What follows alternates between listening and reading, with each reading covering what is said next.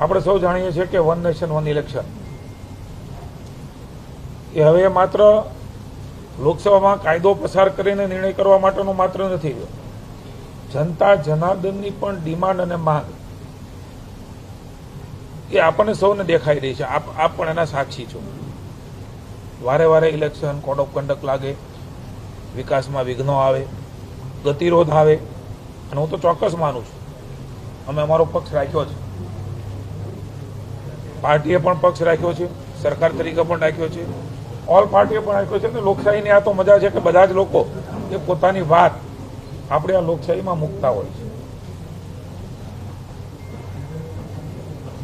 Code of conduct એ કદાચ મહિનો, 2 મહિના, 3 મહિના પૂરતા હોઈ શકે, પણ એ પહેલા ચૂંટણીના પડઘમ લગભગ 1.5-2 વર્ષથી શરૂ થતા હોય છે. ચાહે રૂલિંગ પાર્ટી હો, ઓપોઝિશન પાર્ટી હો, તમામ ધ્યાન કેન્દ્રિત એ પ્રજાના કામથી કદાચ વિપરીત થઈને પ્રાયોરિટી બદલાઈ જતી હોય છે.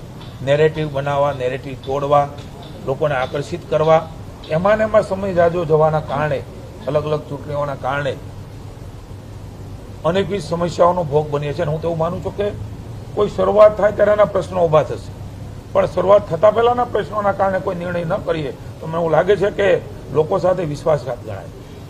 લોકસભા નિર્ણય કરશે, પણ રાજ્યનો જ્યાં સુધી કન્સર્ટ છે ત્યાં સુધી એમણે વ્યૂ રાખ્યો છે.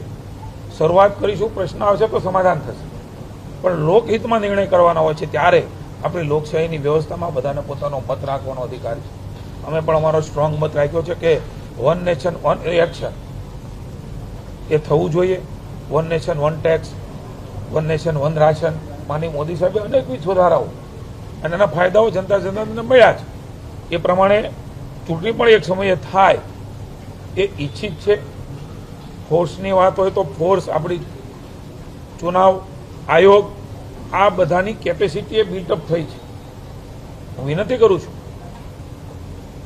ફોર્સની જરૂર શેના માટે પડે? નિષ્પક્ષ ચૂંટણી થાય, તમામ પાર્ટીઓ સાથે મળીને નક્કી કરે કે નિર્દોષ રીતે પ્રામાણિકતાથી ચૂંટણી થતી હોય છે, ત્યારે સામૂહિક રીતે ઓછામાં ઓછી જરૂરિયાત ટેકનોલોજીના માધ્યમથી ઉપયોગની જરૂરિયાત કરીને આ ચૂંટણી સારી રીતે થવી જોઈએ. મહત્વની વાત એ છે કે અત્યાર સુધીમાં 7મું રાજ્ય છે અમારી સામે જ ઓન રેકર્ડ ચૂંટણી સમિતિના સભ્યો છે, કોઈ પણ પાર્ટીના હોય, મુકુલ વાસનિકજી હોય, વિલ્સનજી હોય, એમણે રાજ્ય સરકારે કરેલું પ્રેઝન્ટેશન અત્યાર સુધીનું બેસ્ટ પ્રેઝન્ટેશન લાગ્યું.